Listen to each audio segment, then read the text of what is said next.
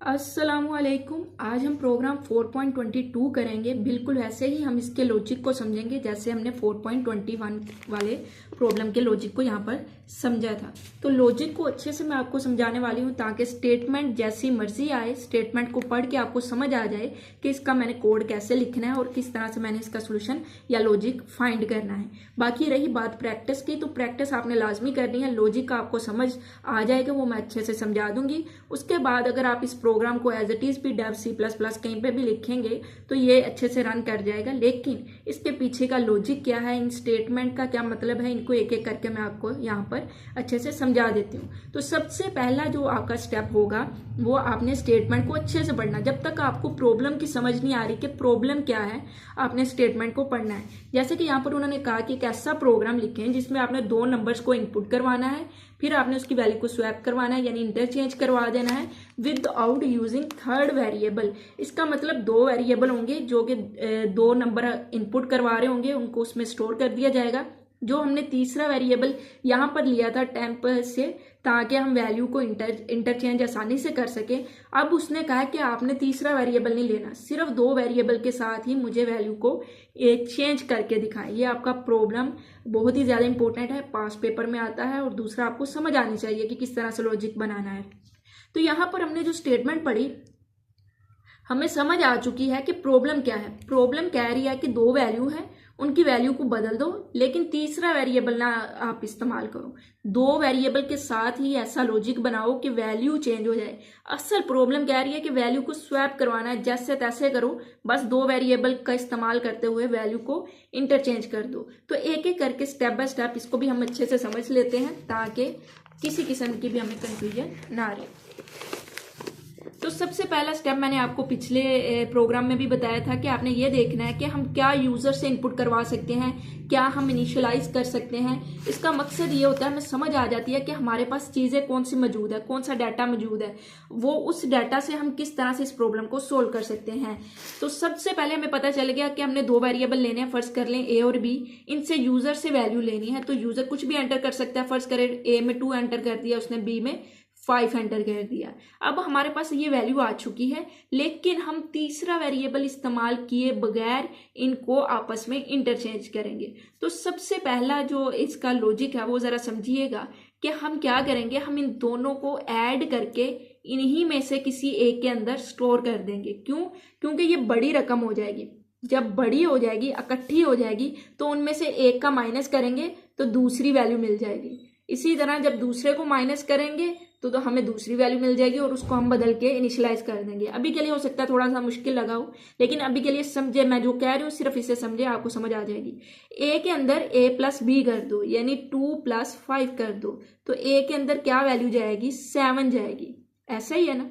अब क्या हो चुका है, वैल्यू हमने बड़ी वैल्यू जो थी किसी एक वेरिएबल के अंदर रख दी, लेकिन ये बड़ी वैल्यू इन दोनों की ही है, यानी ये दोनों इकट्ठी होके किसी एक वेरिएबल में रख दी। उसके बाद मैं क्या कह रही हूँ, मैं कह रही हूँ कि B को वैल्यू दे दो जिसमें हम क्या कह रहे हैं, A में से B को माइनस कर रहे हैं। इसका क्या मतलब है जी, A में क्या है 7 में से क्या माइनस करेंगे 5, तो क्या आएगा 2 आएगा। और 2 किसकी वैल्यू थी? A की, वो किसके पास चली जाएगी? B के। तो इसका मतलब A की वैल्यू B के पास आ चुकी है। इस वक्त B में क्या आ जाएगा? 2 आ जाएगा। हमें पता है B में जो 5 था वो रिमूव हो जाएगा, क्योंकि वेरिएबल जो पिछली वैल्यू होती है उसको रिमूव कर देते हैं जैसे ही अगली इनिशियलाइज होती है।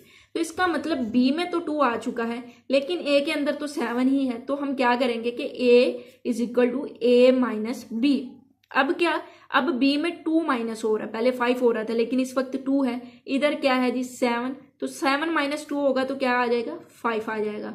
तो B की वैल्यू A के अंदर आ चुकी है। तो हमने ये लॉजिक क्यों बनाया? हमें समझ आ रही थी कि जब हम दो वैल्यू को ऐड कर देंगे तो एक बड़ी वैल्यू आ जाएगी, यानी एक बड़ा पीस आ जाएगा हमारे पास। उसमें से हम क्या करेंगे कि जो वैल्यू A की थी वो B के पास कर देंगे माइनस करके, और इसी तरह जो वैल्यू B की है वो A के साथ माइनस करके हम कर देंगे। तो हमें यहाँ पर समझ आई कि सबसे पहले हमने क्या किया, टोटल ऐड करके A में कर दिया। फिर हमें समझ आ गई कि इस टोटल में से अगर हम B को माइनस करते हैं तो हमारे पास A की वैल्यू आती है, और हम चाह रहे हैं कि जो A की वैल्यू है वो B में जाए, इसलिए हमने A - B को B के साथ इनिशियलाइज किया पहले। उसके बाद दोबारा जब हमारे पास b अब छोटी आ चुकी है, अब हमने छोटा माइनस करना है, यानी अब हमने असल में देखा जाए तो a को ही माइनस करना है। तो जैसे ही हमने इसको माइनस किया, मैंने a क्यों कहा, क्योंकि a में स्टार्टिंग पे वैल्यू क्या है, स्वैप होने से पहले 2 है, इसलिए कंफ्यूज मत होइएगा यहाँ पे। तो हम जैसे ही अब b को माइनस कर रहे हैं तो a के अंदर क्या वैल्यू आ चुकी है, b की आ चुकी है। इसको हम क्यों इनिशियलाइज कर रहे हैं, क्योंकि यहाँ से हमें समझ आ रही है कि माइनस करने से हमारे पास किसकी वैल्यू आ रही है, a की आ रही है, और a की स्वैप होके किधर जानी चाहिए, b के पास जानी चाहिए। इसलिए हमने पहले स्टेटमेंट को b के साथ इनिशियलाइज किया।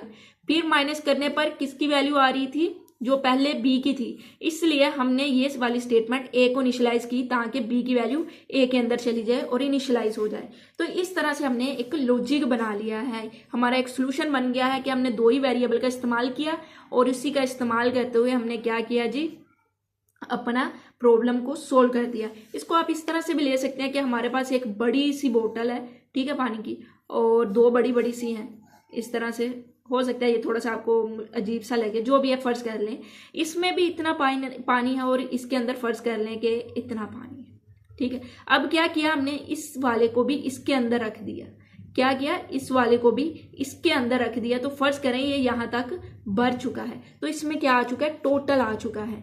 तो इसमें कितनी वैल्यू हमने करनी है, उसके बाद स्वैप करने के बाद हम चाह रहे थे कि जो वैल्यू पहले इसकी है वो इसकी हो जाए। तो जब ये खाली हो जाएगा तो हम इसके अंदर सिर्फ इतना ही पानी डालेंगे जो कि इसका है, और बाकी जितना पानी होगा वो इतना बच जाएगा, क्योंकि इतना हिस्सा इसके अंदर आ चुका है तो वो वही पानी होगा जो इसका बचा हुआ है। तो इस तरह से हमने इसको स्वैप किया है। थोड़ा सा ये हो सकता है आपको समझ में ना आ रहा हो, लेकिन समझने की कोशिश करें कि समझ आ जाएगा। इसको आपने 4 डायग्राम बना ले, 4 बोटल्स बनाए, लेकिन पहले स्वैप करने से पहले वैल्यूज की बना ले कि इस तरह से मैंने किया, फिर स्वैप करने के बाद की बनाए, आपको अच्छे से समझ आ जाएगी। तो इस तरह से हमने इसके लॉजिक को भी फाइंड कर लिया है। तो सबसे पहले हम क्या करेंगे, हमें पहली कंडीशन है कि सिर्फ 2 वेरिएबल होने चाहिए, तो वेरिएबल डिक्लेयर करेंगे ताकि वेरिएबल डिक्लेयर होकर मेमोरी में अपनी एक लोकेशन ले लें और उस हिसाब से फिर हम उसके अंदर डाटा को एंटर कर सकें। इंटीजर है तो इंटीजर वैल्यू एंटर कर दी जाएगी और यूजर यहाँ पर वैल्यूज को एंटर कर रहा होगा, वो कुछ भी एंटर कर सकता है, जैसा कि हमने फर्स्ट किया उसने 25 एंटर किया है। फिर हम स्वैप करने से पहले वैल्यू शो करवा देंगे ताकि स्टेटमेंट से समझ आ जाए, प्रोग्राम बिल्कुल वेल डिफाइन हो, अच्छे से समझ आ रही हो कि जो स्वैप होने से पहले वैल्यू क्या थी, स्वैप होने के बाद क्या है। तो हमने लॉजिक लगाने से पहले की वैल्यू शो करवा दी, फिर हमने लॉजिक लगाया और देखा कि उसके बाद वाली जो वैल्यूज हैं वो आपस में स्वैप हो चुकी हैं, तो उनको भी शो करवा दिया। तो आपने इसकी प्रैक्टिस लाजमी से करनी थी। इसका जो लॉजिक है वो मैंने आपको अच्छे से समझाने की कोशिश की है।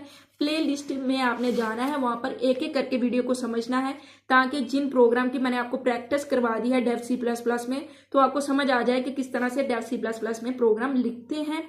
इसके अलावा वेरिएबल क्या है, उसके डिक्लेयर करने के रूल क्या होते हैं, डाटा टाइप क्या होता है, इनिशियलाइज कैसे करते हैं, ये सारी चीजें हमने पिछले चैप्टर्स में कवर कर ली है। यहाँ पर हमारा मेन फोकस होगा कि एक प्रॉब्लम का हमने लॉजिक कैसे डिफाइन करना है, एक प्रॉब्लम को हमने सोल्व कैसे करना है। इसके बाद हम एक्सरसाइज वाले प्रॉब्लम की तरफ जाएंगे, वहां पे भी मैं आपको सोल्यूशन प्रोवाइड करूंगी। तो आपने परेशान बिल्कुल नहीं होना है, एक एक करके हर एक प्रॉब्लम को करेंगे, हर एक टॉपिक को करेंगे। और अगर आपको इस टॉपिक की समझ आई है, इस प्रॉब्लम को जो लॉजिक मैंने बनाया है उसकी समझ आई है, थोड़ी बहुत भी आई है, तो चैनल को सब्सक्राइब कीजिएगा। इंशाल्लाह अगली वीडियो में अगले प्रॉब्लम को सोल्व करेंगे जो कि बहुत ही आसान है। तो अगली वीडियो में मिलेंगे, तब तक के लिए अल्लाह हाफिज।